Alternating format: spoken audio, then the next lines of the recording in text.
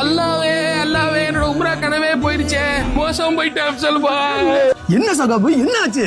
பாய் கவலையே படாதீங்க, காபா பக்கத்துலயே ரூம், தடுக்கி விழுந்தா காபாலே விழுந்துருவீங்க. அலந்துல அலந்துல ரொம்ப சந்தோஷத்தா. இவன் தாங்க என்ன உம்ரா கூட்டு போறேன்னு மோசடி பண்ண சோ டிராவல்ஸ் ஓனரு. இவனா? இவன் தான் கல்யாணத்துக்கு பொண்ணு பாக்குறேன்னு சொல்லி காசை வாங்கிட்டு ஓடி போயிட்டாங்க. இவெல்லாம் நல்லா இருப்பானா? என் வயிறு எரியுது பாய். பாய் இங்க கொடுங்க, இவனை லீபையோட பாத்துருக்கீங்க பாருங்க. பாய் அல்லா அல்லான்னு சொல்லி நல்லா ஏமாத்திட்டாங்க பாய். அஸ்தோஃபிருல்லா பாய், என்ன பேசிட்டு இருக்கீங்க? உங்களை லீ ஏமாத்தினாருன்னு சொல்றீங்களே, அதுக்கு என்ன ஆதாரம் இருக்கு? இதுக்கு மேல என்ன ஆதரவு வேணும்? ஏயா ஒருத்தருக்கு 2 போட்டோ எடுத்துட்டா அவங்க செஞ்ச எல்லா தப்பும் உடனே ஆயிருவாங்களா? பாய் பாய் பாய் பாய், உங்க கூட ஒரே ஒரு போட்டோ பாய். ஏதாவது ஒரு குற்றச்சாட்டு வைக்கணும்னா அதுக்கு தகுந்த ஆதாரம் வேணும். நாளைக்கு அந்த பையன் என் கூடயும் இவர் கூடயும் ஏன் உங்க கூடயும் கூட போட்டோ எடுக்கலாம். இதெல்லாம் தெளிவான அவதூறு.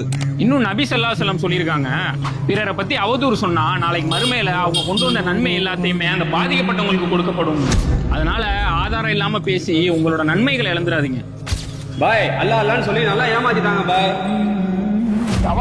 மன் கான யுமினு பில்லாஹி வல் யௌமில் ஆகிர், யார் அல்லாஹ்வை மறுமை நாளை நம்புகிறார்களோ ஃபல்யகுல் கைரன், அவர் நல்லதை பேசட்டும், இல்லை என்றால் மௌனமாக இருக்கட்டும்.